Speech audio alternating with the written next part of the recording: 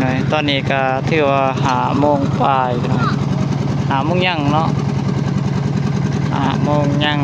16 นาทีครับสมัยบรรยากาศยามแรงพี่น้อยตะเวนก็เกือบใกล้สิตกดินพี่น้อยส่วนล้านทางนั้นก็ถือว่าแล้วเที่ยงห้อยครับสมัยแต่ว่าบ่ฮู้ว่า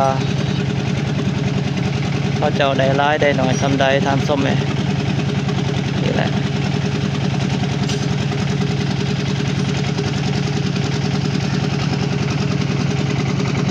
ส่วนทางนี้สรุปเกือบได้200ทำส้มเลย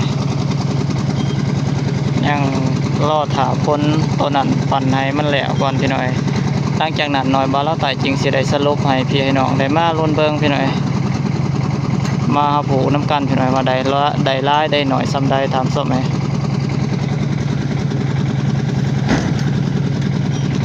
ตอนนี้น่าจะได้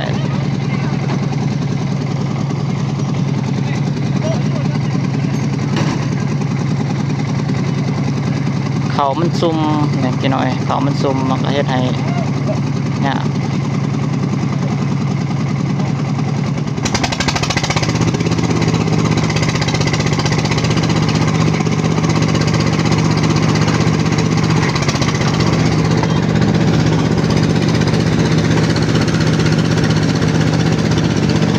พี่หน่อยคือว่าตอนนี้ได้แล้วตามส้มเลย